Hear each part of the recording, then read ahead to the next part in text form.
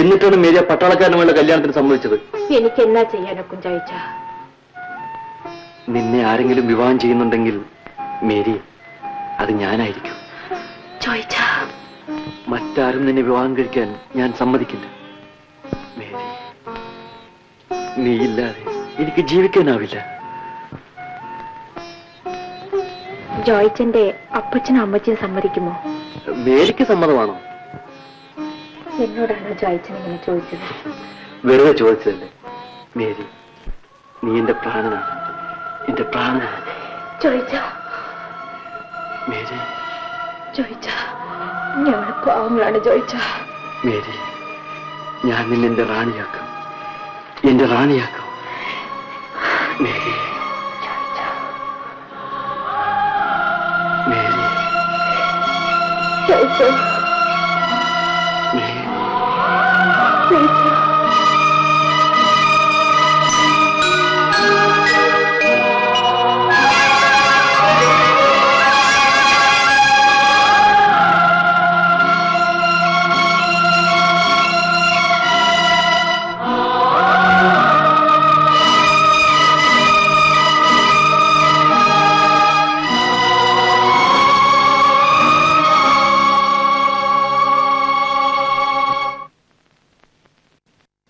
വീട്ടുകാരെ, വീട്ടുകാരെ, ആരെ കറിയായ?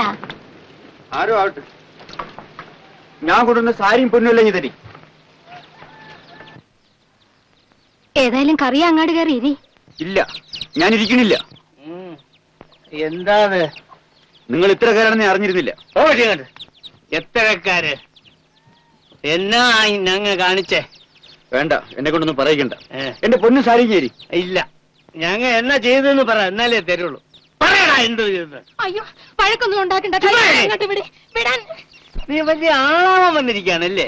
തോമാനടുത്ത് നീ ആളാകാൻ നോക്കണ്ട. ഇയാൾ കൊണ്ടുവന്നല്ല ഇതാ കിടക്കുന്നു. ഇവിടെ ആർക്കും വേണ്ട.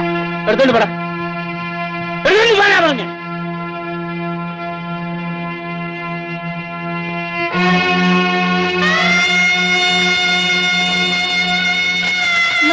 ഇത് കൊണ്ടുപോയിക്കാം. ഇനി ഇവിടെ നിൽക്കണം. എനിക്ക് വേണ്ട എടുത്തു. പിന്നെ കറിയാ ചോദിച്ചതാ? ഞാൻ ചോദിച്ചത് വേണ്ട, അതിനിവിടെ വെച്ചേക്കാൻ പറ്റില്ല. കൊണ്ടുപോയിക്കോ. എനിക്ക് വേണ്ട തോമച്ചേട്ടാ. ഞാനിത് മേരിക്കുട്ടിക്ക് വേണ്ടി കൊണ്ടുവന്നതാണ്. അത് അവക്ക് തന്നെ കൊടുത്തേച്ചാ മതി. ഞാൻ ഈ നാട് വിട്ട് പോവുകയാണ്. ഇനി ഒരിക്കലും തിരിച്ചു വരില്ല. കറിയാ, ഇങ്ങോട്ട് വരാ.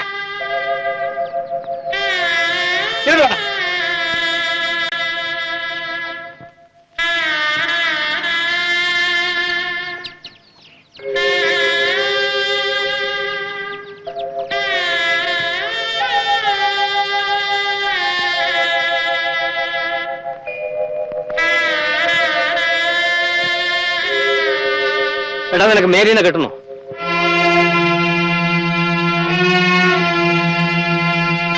എടാ, കെട്ടണോന്നാണ് ചോദിച്ചത്. എന്നെ തല്ലാനാണ്? എടാ, മേരീനെ നിനക്ക് കെട്ടണമെങ്കിൽ ഞാൻ കെട്ടിച്ചേരാം. ധൈര്യമായി പറ. എങ്കിൽ കെട്ടണം. സമ്മതിച്ചിരിക്കണം. പക്ഷേ എങ്കിൽ ഒരു കാര്യം, നിനക്ക് തരാൻ എന്റെ കയ്യിൽ പണമില്ല. എനിക്ക് ഒറ്റ കാശും വേണ്ട.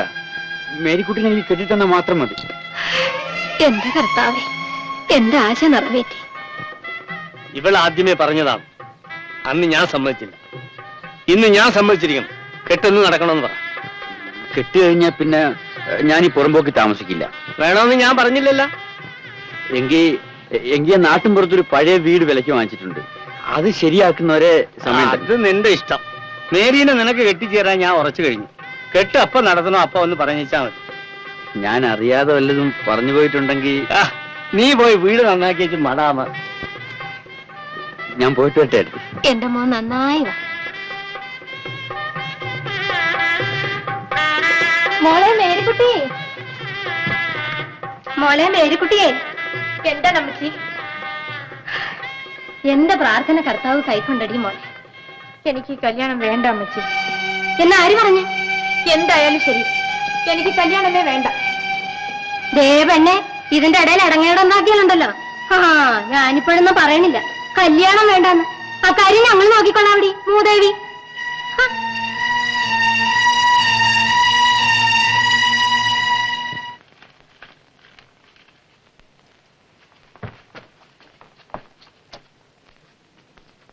ടൊമാറ്റോ ഇങ്ങോട്ടൊന്ന് കയറിയച്ചും പറഞ്ഞേ. ഇങ്ങോട്ടൊന്ന് കയറിയച്ച്.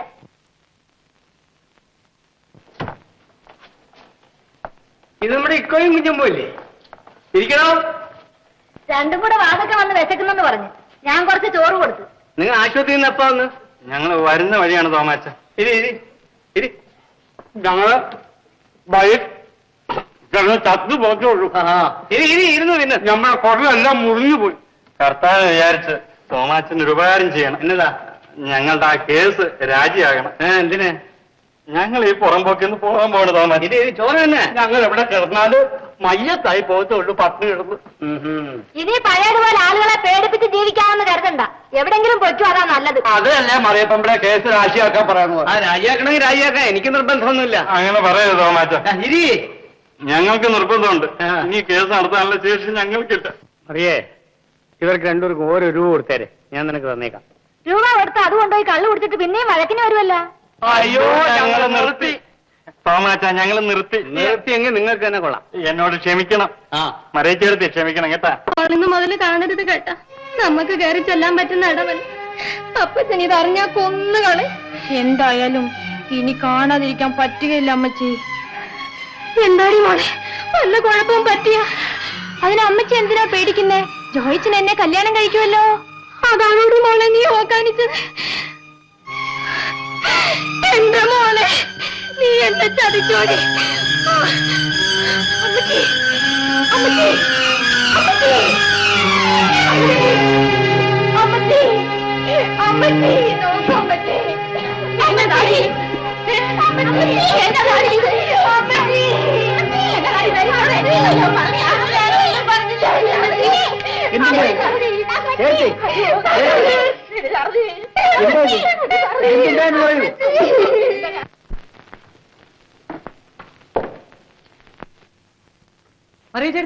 മറിയ ചേർത്തിയെ തറതി ചേർത്തി മരിച്ചു.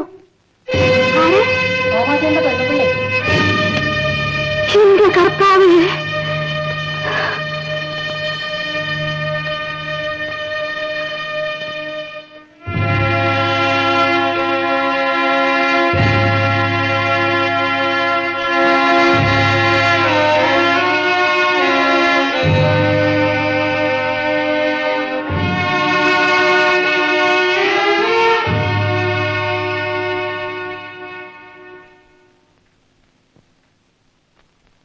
മതി മോളെ.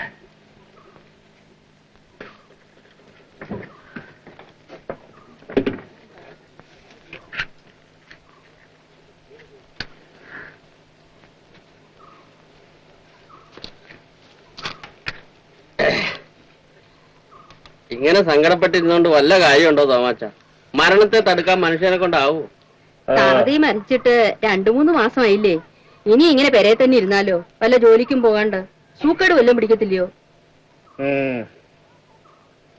നിങ്ങൾ വന്ന കാര്യം എന്താന്ന് വെച്ചാ പറ.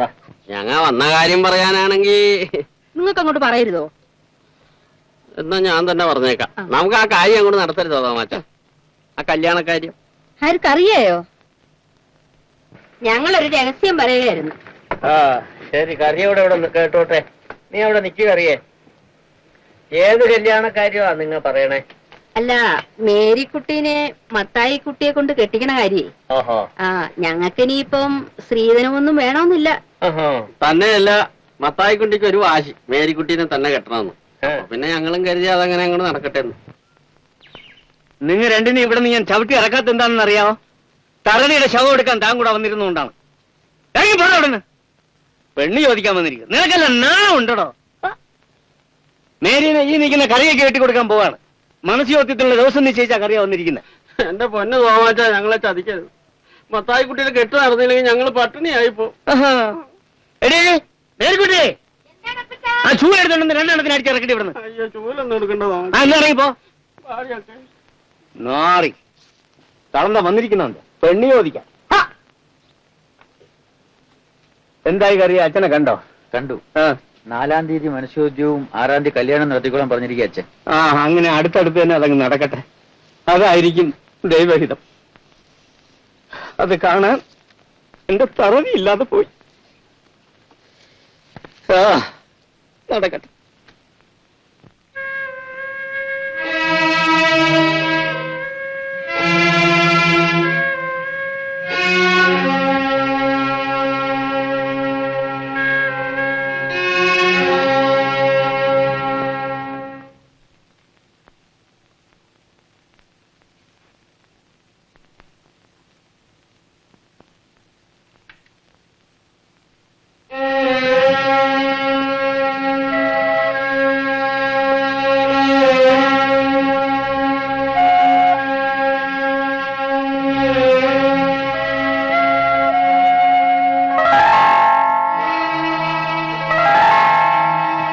മേരി ഇങ്ങോട്ട് വരുന്നത് ആരെങ്കിലും കണ്ടു?